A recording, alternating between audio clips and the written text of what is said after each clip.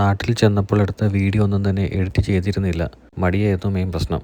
കാനഡയിൽ നിന്ന് നാട്ടിലേക്ക് പോകുമ്പോൾ തന്നെ തീരുമാനിച്ചുറപ്പിച്ചതാണ് ഈ സ്ഥലത്ത് പോകണമെന്നുള്ളത്.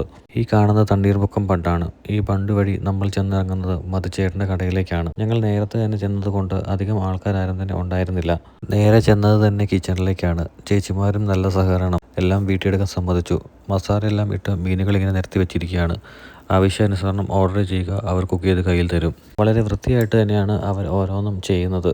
പുറത്തിരിക്കാനുള്ള ഓപ്ഷൻ ഉണ്ടെങ്കിലും നമ്മൾ ചൂസ് ചെയ്തത് AC-യുടെ പോർഷനാണ്.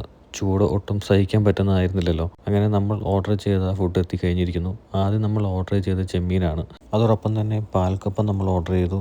മീൻ മുട്ടയാണ് പിന്നെ ഓർഡർ ചെയ്തത്. ഇത് കൂടാതെ കാളാഞ്ചിയും പൊടിമീനുമാണ് പിന്നെ നമ്മൾ ഓർഡർ ചെയ്തത്. ഇതിനകത്ത് ചെമ്മീൻ ഒരു രക്ഷയില്ല. അവിടെ ചെന്ന് കഴിയുമ്പോൾ മസ്റ്റ് ട്രൈ ആയിട്ടുള്ള ഒന്ന് തന്നെയാണ് ചെമ്മീൻ എന്ന് പറയുന്നത്.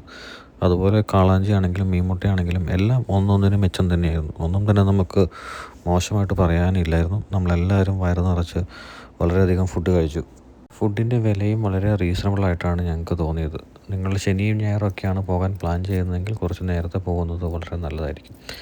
അപ്പോൾ മറ്റൊരു വീഡിയോയിൽ കാണാം. നന്ദി.